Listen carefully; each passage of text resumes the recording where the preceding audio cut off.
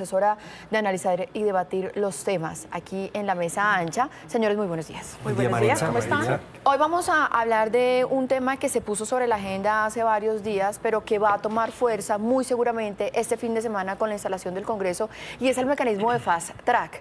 Es ahora esta nueva carta que se quiere jugar el Gobierno Nacional para tratar de aprobar varios proyectos en el Congreso de la República. El antecedente que tenemos del Fast Track es lo que pasó en el gobierno del expresidente Juan Manuel Santos, en donde se radicó un acto legislativo y que aceleraba el trámite de los proyectos relacionados con paz. Pero ¿cómo se ve el Fast Track a la luz de todo esto, en donde nos atraviesa también, por un lado, un ministro que está hablando de acuerdo nacional, el presidente de la República que a veces habla de constituyente? Pues no parece una buena idea. Primero que todo, se tomaría un año para aprobar el Fast Track, o sea que se pierde un año en el trámite de los proyectos. Ese fue un momento muy excepcional que tuvo el visto bueno de la Corte Constitucional para aprobar unos temas relacionados con el acuerdo de paz. Yo creo que, como lo dijeron los negociadores Humberto de la Calle y Sergio Jaramillo en su carta, se debe armar un paquete relacionado con proyectos de paz y, por ejemplo, ponerle a todos mensaje de urgencia. El mensaje de urgencia significa que se reúnen Cámara y Senado para debatir, hacer el trabajo con las mesas, con las comisiones, llegar con acuerdos, porque, como lo comentábamos ahora, esos temas del acuerdo de paz en general no tienen muchas resistencias. Mucha gente cree que el Fast Track es para pasar reformas sociales, la educación que viene, laboral, no, eso no es para eso. Son para temas relacionados con el acuerdo de paz, y yo creo que en el Congreso de la República se pueden conseguir la mayoría porque son temas que no tienen mayor resistencia. Entonces yo creo que no es una buena idea, no es el momento, se pierde tiempo, y yo creo que hay otros mecanismos de trabajo entre el Ejecutivo y el Legislativo para aprobar esos proyectos. Bueno, yo creo que hay que pensar primero para qué es el Fast Track. Hay que entender para qué es el Fast Track. Primero, es una palabra en inglés que significa rápido, pasar rápido, una vía rápida para pasar las leyes. Pero no solamente se trata de pasar más rápido las leyes, reduciendo los tiempos y los requisitos, por ejemplo, para poder hacer debates en las cámaras, en ambas cámaras, paralelamente, sino, creo yo, lo más importante también es que los proyectos que apruebe el Congreso tienen que consensuarse con el gobierno por esta vía. Por lo tanto, se garantiza la integridad de lo que se apruebe. No que pase lo que ocurrió en la pensional, por ejemplo, que el gobierno proponía un umbral de 4 salarios mínimos y pues le tocó bajarse casi a la mitad. Entonces, no solamente para que sea más rápido, sino para que sea más íntegro el resultado legislativo de lo que propone el gobierno. Y yo difiero de Jorge. Yo no creo que esto solamente sea para asuntos relacionados con paz. A ver, es que la agenda del gobierno, cuando habla de paz, se ha ampliado, ¿no? Entonces, ¿qué es lo que tiene que ver con paz? El gobierno habla de educación, de recursos, entonces también incluye temas financieros, sí, porque sin Le voy plata a decir, no hay paz. por ejemplo, Julio, que está dentro de esa agenda la reforma política. Está dentro del programa puede de meter paz. dentro de la paz La total. reforma agraria también está ahí. Pueden meter dentro de la paz total cualquier cosa, porque cualquier cosa teóricamente es para conseguir la paz total. Y entonces esto al final lo que supone es un riesgo para la democracia, porque es que esos pesos y contrapesos que están en la Constitución, los debates, los tiempos, sobre todo que el Congreso pueda modificar las leyes que presenta el gobierno, son elementos consustanciales a la democracia. No es simplemente un capricho del constituyente haber puesto unos tiempos y unos procedimientos para hacer un cambio en la Constitución en una ley. Entonces, por lo tanto, esto supone un desafío al sistema democrático y al sistema de pesos y contrapesos en la Constitución. El Fast Track no es así de sencillo como se plantea, son 8 debates. Entonces, imagínense, 8 debates, y de esos 8, 4 tienen que tener mayoría calificada. Entonces, no es un proceso fácil, no es un proceso rápido, así se llame fast, rápido. Es todo lo contrario dentro del mecanismo como funciona el gobierno. Lo otro es que claramente dentro de un fast track o dentro de las propuestas que ha hecho el gobierno está la reforma agraria integral, porque eso hace parte del punto 1 del acuerdo de paz. Entonces sí tiene que ver con paz toda la discusión de tierras y está inscrito en el acuerdo. Ahora, el gobierno lo que tiene que hacer es implementar el acuerdo de paz que se dejó de implementar durante 4 años, hay un retraso, entonces esto tiene que tener cierta urgencia, y lo que pasa es que el gobierno ya lo está haciendo, ¿no? Como lo está haciendo con los 16 planes nacionales de la reforma rural integral, que hay que empujar un poco más a la urgencia de este proyecto, lo que se ha hecho en transporte.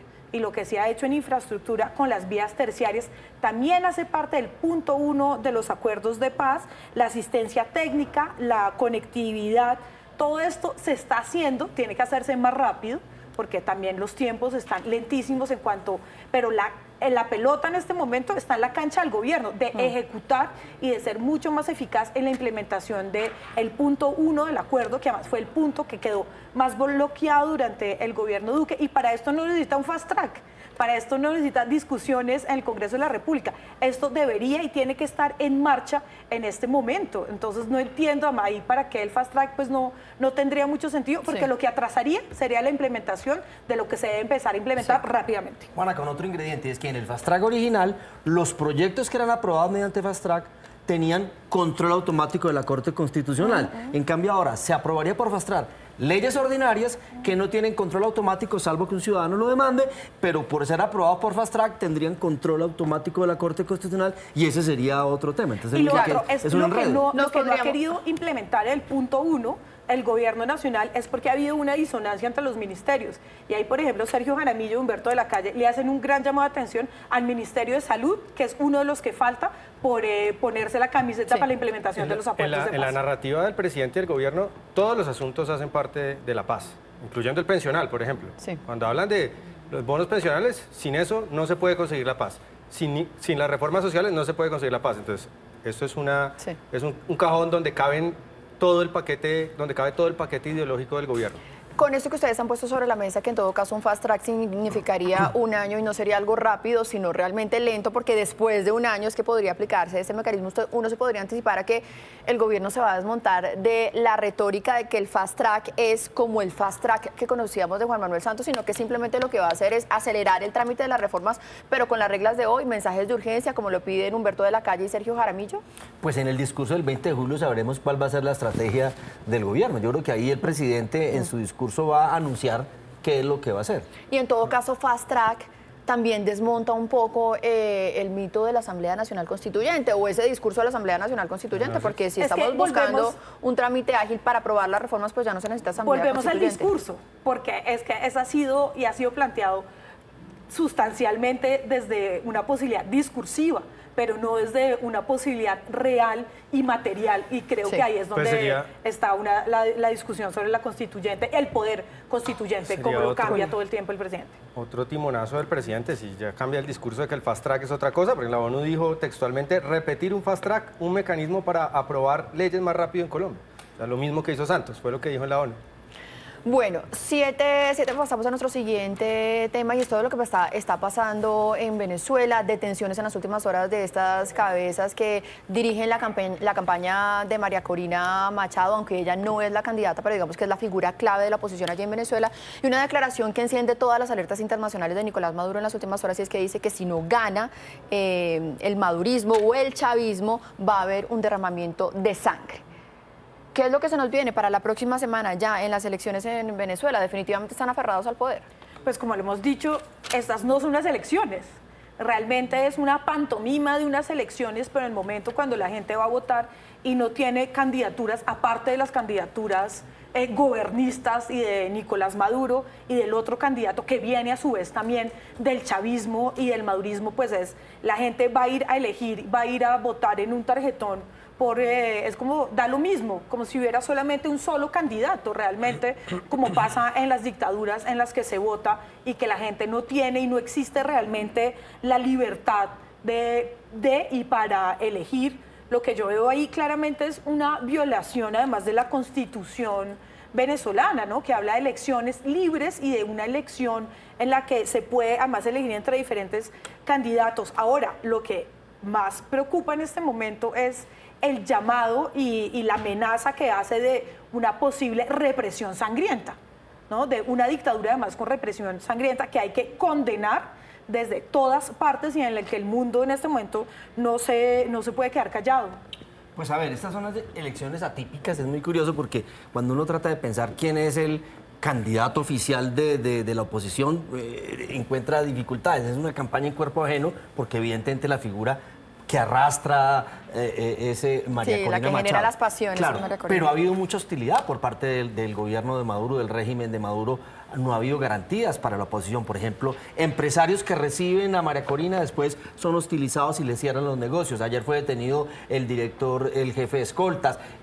A líderes cercanos son encarcelados, les hacen procesos fiscales, tributarios. Es decir, no ha habido, el régimen de Maduro no ha dado garantías para esto. Pero también saben que hay una posibilidad de perder las elecciones. Y entonces el discurso de ayer de Maduro Hay es todas las posibilidades de perder las elecciones, pero ninguna posibilidad de aceptar el resultado de las Claro, y elecciones. entonces el mensaje de ayer, yo creo que es un mensaje de decir que difícilmente van a reconocer el resultado de ganar la oposición. Y eso es gravísimo, porque la comunidad internacional, el sistema interamericano, la Unión Europea, todos tendrían que rodear para que no pase lo que ha pasado en otros países. Todavía Trump no reconoce el triunfo de Biden, Bolsonaro no reconoció el triunfo de Lula, sí, pero si llegara a ganar la oposición, y por primera vez en mucho tiempo existe esa posibilidad, cosa que no ha estado, todo indica que el régimen de Maduro no reconocería esos resultados. Pues obviamente no va a haber elecciones ni limpias ni justas en Venezuela, eso ya es evidente. Y yo he sido el más escéptico de creer que Maduro voluntariamente vaya a aceptar el resultado de esas elecciones en una dictadura, pero hay varios ingredientes que se están sumando. Yo creo que el más importante es lo que está pasando con China y con Rusia. China y Rusia han sido los dos bastiones geopolíticos de la dictadura de Maduro. China está urgida de que Maduro le comience a pagar. Le ha prestado miles y miles de millones de dólares y Maduro no le va a pagar esa plata a los chinos. Los chinos están molestos de ese respaldo político que ha ocurrido durante los últimos años.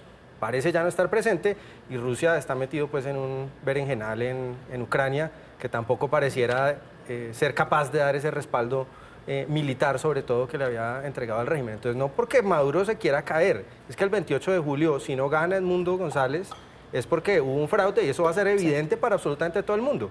Y eso puede generar una avalancha que hay, de resumen, una esperanza de que el 28 de julio esta dictadura criminal caiga.